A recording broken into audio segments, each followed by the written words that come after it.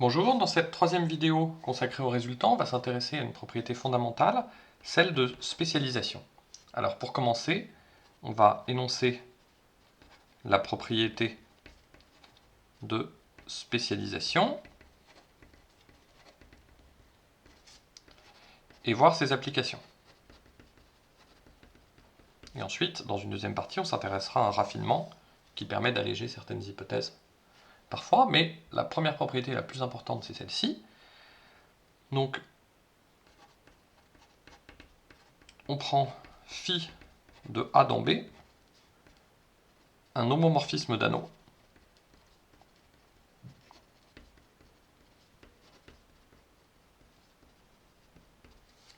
et on prend P et Q, comme d'habitude, des polynômes de A non nuls. On suppose aussi que P et Q ne sont pas tous les deux constants.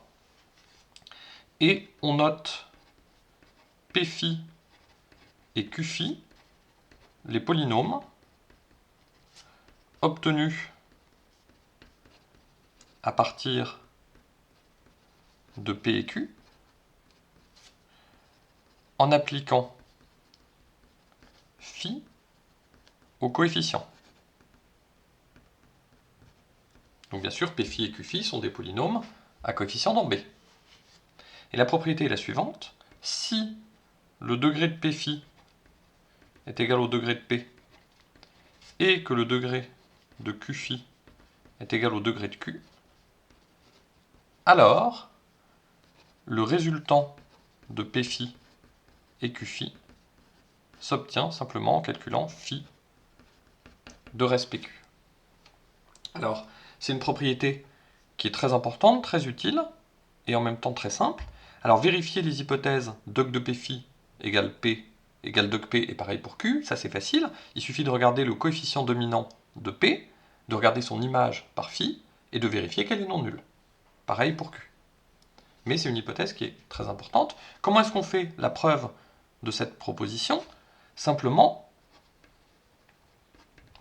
on regarde la matrice de Sylvester de P phi et Q phi, et quand on écrit cette matrice de Sylvester, simplement on écrit les coefficients de P phi et ceux de Q phi, et donc simplement ça consiste à prendre la matrice de Sylvester de PQ et à appliquer phi à chacun des coefficients. Bien sûr, phi induit une application de MP de A dans MP de B, où P c'est M plus N, c'est-à-dire qu'à une matrice, on associe la matrice à coefficient dans B, obtenue en prenant l'image par phi de chaque coefficient, et on a donc cette relation, car les degrés sont les mêmes. Je vous rappelle que quand on calcule la matrice de Sylvester de P phi et Q phi, il faut faire bien attention à considérer le degré de P phi et le degré de Q phi, et comme là c'est les mêmes que le degré de P et le degré de Q, là il n'y a plus aucun problème, et juste on a cette relation, et ensuite il suffit de prendre le déterminant, et évidemment quand vous prenez le déterminant de l'image par phi d'une matrice carrée, ça fait l'image par phi du déterminant, parce que le déterminant c'est simplement un polynôme à coefficient dans Z, en les coefficients de la matrice, et donc ça commute à l'application d'un homomorphisme d'anneau. Donc cette propriété, dont la preuve on a vu est très simple, va servir dans beaucoup de situations. Alors un exemple d'application, c'est si on prend K, un corps, A égale K crochet Y, donc c'est les polynômes à coefficient dans K en une indéterminée Y, B c'est K, et phi c'est l'application de K de Y dans K, qui a un polynôme S associe sa valeur en un certain Y0. On fixe un Y0 dans K, et phi c'est du coup l'évaluation en un certain Y0 dans K. Dans ce cas-là, on a quelque chose de tout à fait intéressant. On a PQ qui sont des polynômes à coefficient dans K de Y en une variable X. Donc ça, en fait, c'est simplement des polynômes en deux variables X et Y. Et qu'est-ce que c'est que P phi? P phi, c'est simplement le polynôme P de XY dans lequel on a remplacé la deuxième indéterminée Y par la valeur Y0. Donc ça, c'est bien dans K crochet X. Et donc P phi, c'est simplement le polynôme obtenu en spécialisant la variable Y en la valeur Y0.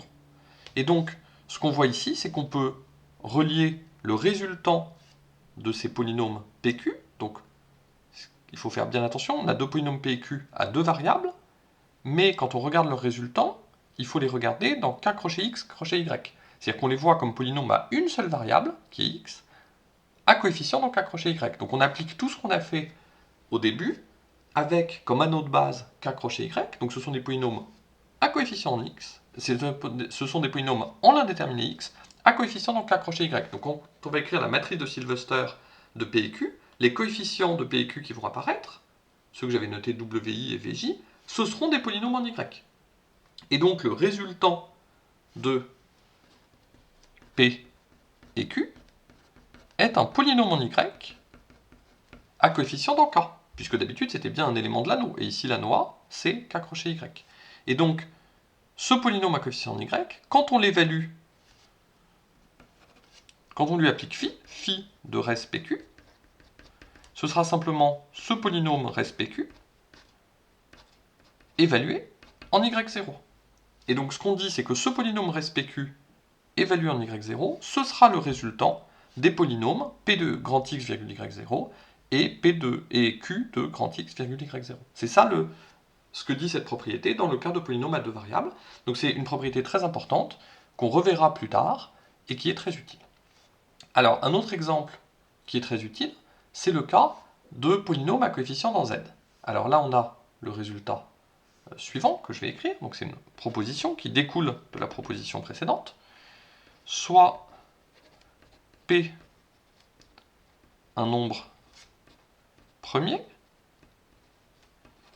et deux polynômes PQ dans Z de X non nuls, je suppose à nouveau que P et Q ne sont pas constants, et on suppose que le nombre premier P ne divise ni le coefficient dominant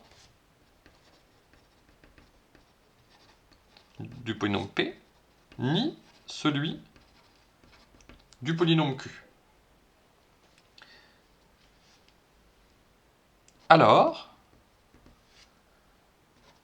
res de PQ bar égale res de P bar Q bar. Alors, qu'est-ce que c'est que cette notation? P bar et Q bar, c'est les polynômes obtenus en réduisant respectivement P et Q modulo petit p. Donc, on réduit chaque coefficient de P et Q modulo P, donc ce sont des polynômes à coefficient dans Z sur PZ. Donc, ces polynômes P bar et Q bar sont dans Z sur PZ crochet X. Donc, leur résultant, c'est bien un élément de Z sur PZ. Et qu'est-ce que c'est que res de PQ le tout bar? Eh bien, res de PQ, c'est un élément de Z, puisque P et Q sont un coefficient dans Z, et on prend la classe modulo P de cet élément, donc l'image de cet élément dans Z sur PZ. Eh bien, l'image du résultant, c'est le résultant des polynômes réduits. C'est ça que dit ce résultat. En particulier,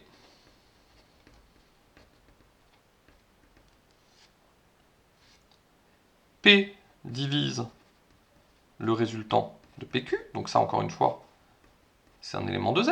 Cet élément de Z est multiple de P.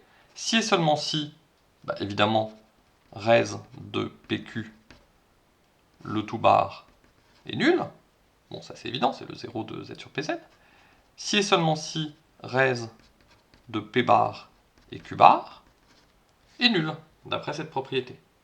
Et d'après ce qu'on a vu dans la partie 2 de ce chapitre, c'est-à-dire l'interprétation de ce que ça veut dire qu'un résultant soit nul, ça veut dire que P bar et Q bar ne sont pas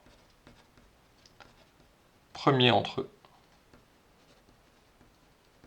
dans Z sur PZ de X. Et donc, ça donne un intérêt arithmétique au résultant, c'est-à-dire que vous avez deux polynômes P et Q, non nuls et non constants, enfin, non tous les deux constants. Le résultant est la propriété suivante, que un nombre premier divise le résultant, si et seulement si, quand vous réduisez modulo P, vos polynômes P et Q ne sont pas premiers entre eux. Donc ça vous donne une interprétation, disons, arithmétique, qui est très intéressante. Et la preuve de ce résultat-là est très simple, il suffit d'appliquer la propriété précédente avec phi, la réduction modulo P, de Z dans Z sur PZ, et ensuite c'est tout à fait tout à fait immédiat à partir de là. Sachant que l'hypothèse que les degrés ne chutent pas se traduit par le fait que le nombre premier P ne doit diviser ni le coefficient dominant de P, ni celui de Q. On verra après comment on peut affaiblir légèrement cette hypothèse.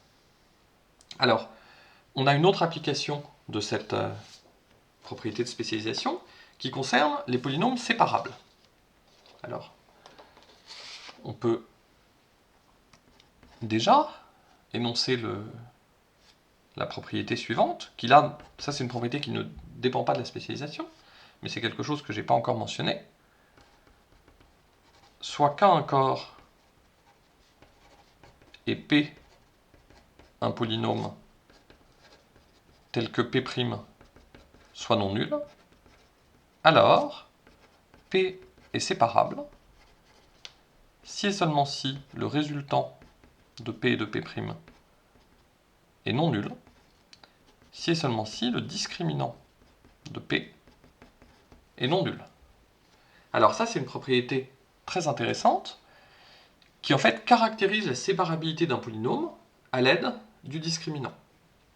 Alors comment est-ce qu'on démontre ça? Simplement, dans le cours précédent, on a vu que le résultant de P et P' est non nul si et seulement si, sur une extension sur laquelle P ou P' est scindé, ces polynômes n'ont pas de racine commune. Et ça veut dire exactement que P est séparable. C'était ce qu'on avait vu au chapitre 4 dans la partie 5, quand on avait défini les polynômes séparables, on avait vu que c'était une des définitions équivalentes de ce que c'est qu'un polynôme séparable.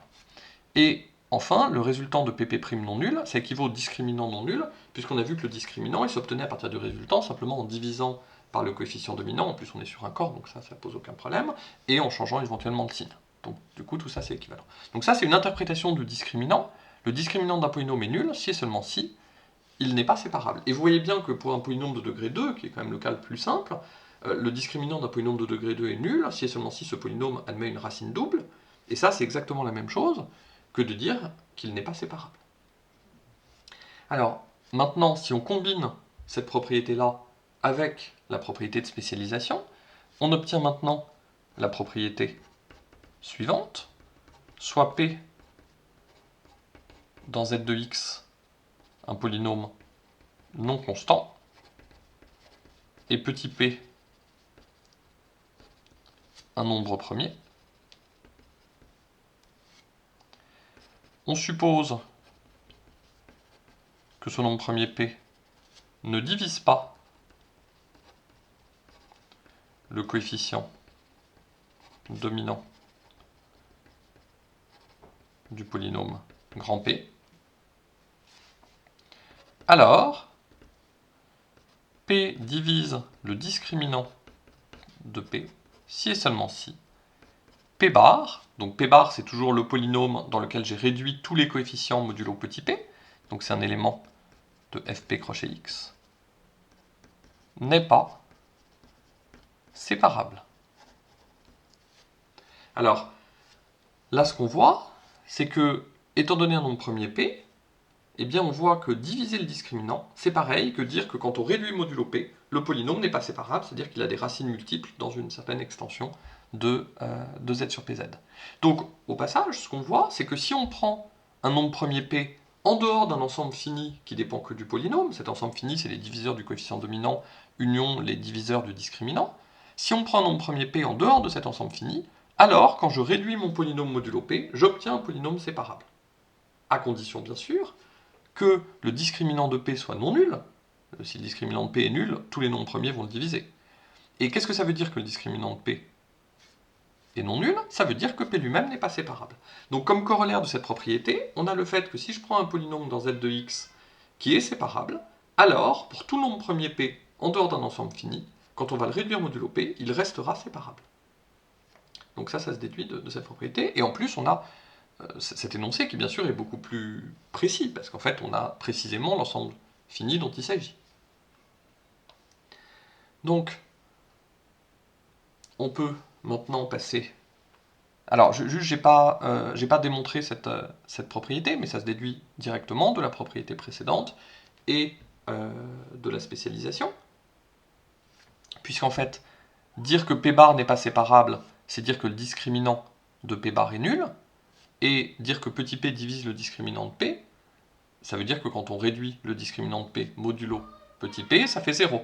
Et en fait, la propriété qu'on avait vue précédemment dit que c'est pareil de prendre p, de le réduire modulo petit p et ensuite de prendre le discriminant, ou alors de d'abord prendre le discriminant et ensuite réduire ce discriminant modulo p, ça revient au même parce que petit p ne divise pas le coefficient dominant de grand p.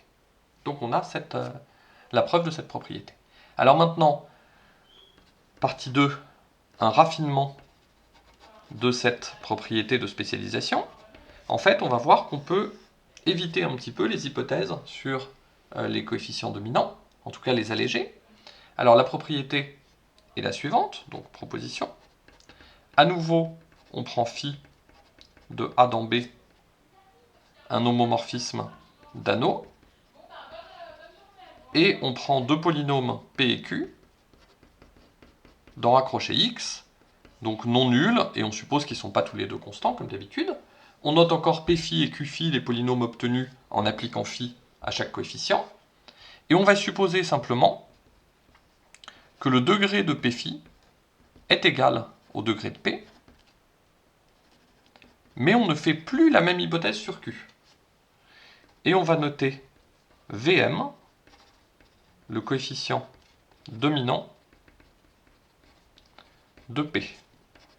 Alors, quand on calcule phi de res PQ, on obtient alors 0 si Q phi est le polynôme nul et degré de P supérieur ou égal à 1.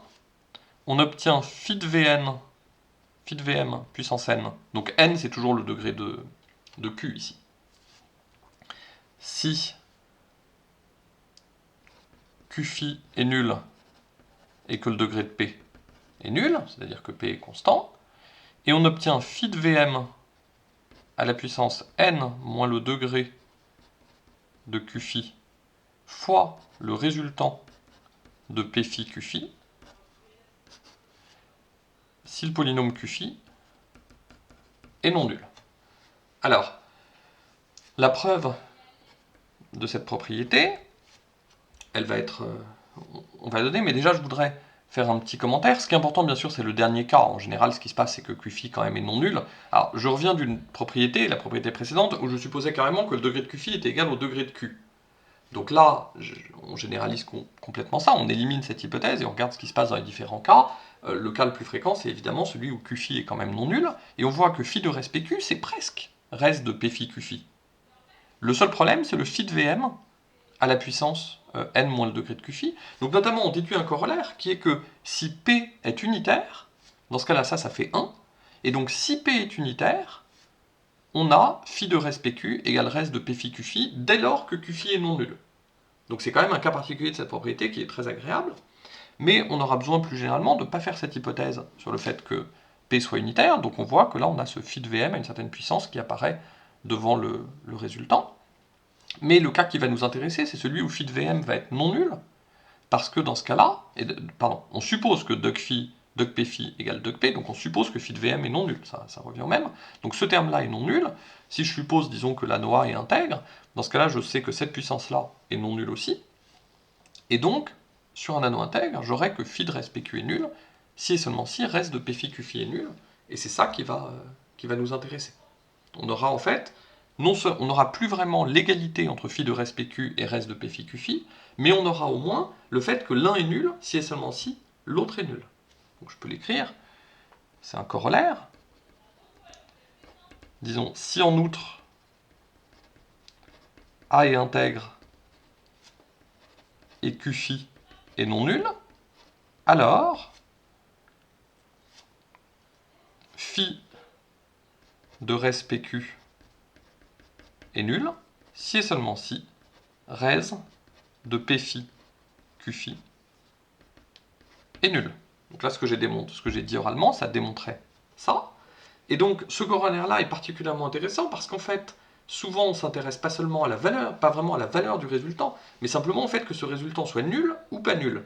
Et là, ce qu'on voit, c'est que dans l'hypothèse où simplement A est intègre, duc de P phi égale duc P, et simplement Q phi non nul, on a gardé l'essentiel de la propriété de spécialisation, c'est-à-dire le fait que phi de res PQ est nul si et seulement si res de P phi Q phi est nul. Donc on voit que ça va nous suffire pour généraliser en partie les résultats précédents. Alors maintenant, si on veut démontrer la propriété qui est ici, on regarde phi de cil PQ. Donc on a notre matrice cil PQ, on applique phi à chaque coefficient, et elle a sa dernière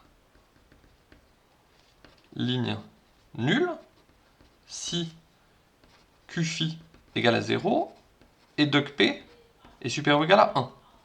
Ça, il suffit de regarder comment est-ce qu'on écrit cil PQ. La dernière ligne de cil PQ, il y a les coefficients de Q, à condition que dog P soit supérieur ou égal à 1. Et dans ce cas-là, quand on applique phi, comme on suppose que Q phi égale à 0, tous ces coefficients-là donnent 0, et donc phi de cil PQ est nul dans ce cas-là. Enfin, la dernière ligne de phi de cil PQ est nulle, et donc le déterminant est nul. Et donc, on a bien, dans ce cas-là, le phi du résultant qui est nul. D'accord? Toujours parce que phi de res PQ, donc phi de res PQ, c'est le déterminant de phi de cil PQ, parce que le déterminant commute au morphisme d'anneau. Donc du coup, dans le premier cas, on a démontré le résultat comme ça. Alors, qu'est-ce qui se passe si P est constant et non nul? Bah, si P est constant et non nul, res de PQ, c'est juste Vm puissance n, et donc ça n'a aucun intérêt, et donc quand on applique phi, simplement ça fait phi de Vm puissance n. Ça c'est complètement évident. Le cas où P est constant non nul, bon déjà n'est pas très intéressant, et en plus est tout à fait immédiat. Le résultant d'un polynôme constant et d'un polynôme non constant, c'est quelque chose qui ne présente pas beaucoup d'intérêt.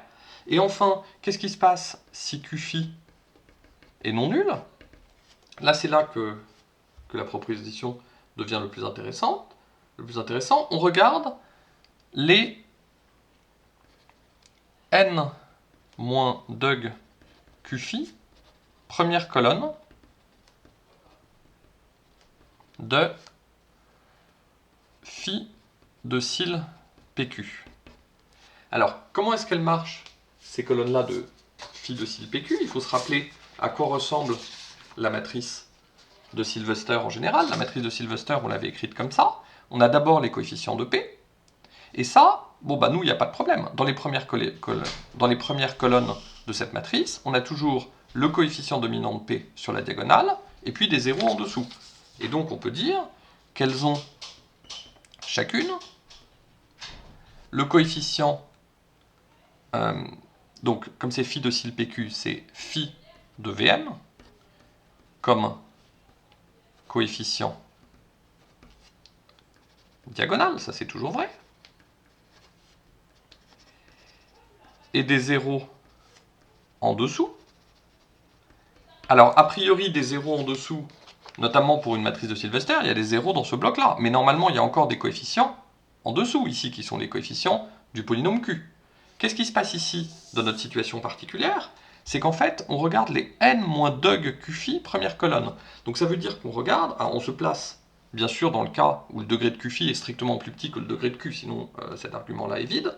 Mais si le degré de Q phi est strictement plus petit que le degré de Q, ça veut dire que les premiers coefficients de Q, en partant du coefficient dominant, ont une image nulle par phi. Et donc, ces coefficients-là, par exemple Wn, Wn-1, etc., les quelques premiers coefficients, ils ont une image nulle par phi, donc en fait, ça veut dire que les premières colonnes ici, elles font apparaître que ces coefficients dont l'image par phi est nulle. Et donc, quand je regarde phi de cil PQ, j'ai que des zéros ici. Et donc, j'ai bien ici phi de Vm comme coefficient diagonal, et seulement des zéros en dessous, dans la matrice. Et donc, on développe le déterminant de phi de cil PQ. Donc, sachant que ce déterminant, c'est encore phi de res PQ, comme on a dit tout à l'heure, on développe ce déterminant par rapport à ces colonnes. Alors, successivement, on développe par rapport à la première colonne, puis par rapport à la deuxième colonne, etc. Et donc, on trouve bien phi de Vm à la puissance le nombre de colonnes, donc n moins dog Q phi.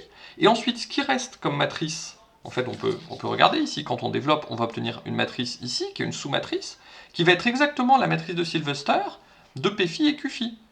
Puisqu'en fait, quand on regarde, on a ici des coefficients nuls, ici on a un certain nombre de coefficients nuls, les premiers qui se seront décalés, et donc qui feront apparaître un triangle de 0 comme ça, et donc on aura exactement la matrice de Sylvester, de P phi et Q phi, et donc quand on prend le déterminant, ça donnera bien res de P phi Q phi. Donc du coup, ça donne le résultat. Donc quand on a maintenant cette version raffinée, on peut en déduire un corollaire. Donc, corollaire, qui est à peu près le même que celui qu'on a vu tout à l'heure, mais plus général, soit P un nombre premier, et PQ deux polynômes dans Z crochet X non nuls, et on suppose encore que les deux ne sont pas constants, et on suppose que P ne divise pas à la fois le coefficient dominant de P et celui de Q. C'est-à-dire que cette fois-ci, on autorise que P divise l'un des deux, mais pas que P divise les deux. Tout à l'heure, on demandait que P ne divise aucun des deux. Et alors, on a la propriété que P divise res de PQ, si et seulement si res de P bar Q bar est nul, si et seulement si P bar et Q bar ne sont pas premiers entre eux dans FP crochet X. Donc on peut comparer cette propriété à celle qu'on a vue tout à l'heure. Tout à l'heure, on avait cette propriété-là, où on avait dit que si P ne divise aucun des deux coefficients dominants, alors on a carrément res de PQ le tout bar qui est égal à res de P bar Q bar, et on en avait déduit cette équivalence. Et ici, on voit qu'on en déduit la même équivalence, mais sans avoir res de PQ qui est res de PQ le tout bar qui est res de P bar Q bar. Mais on garde, disons, l'essentiel de l'intérêt de cette propriété. Alors ensuite, on peut revenir à cette propriété ici.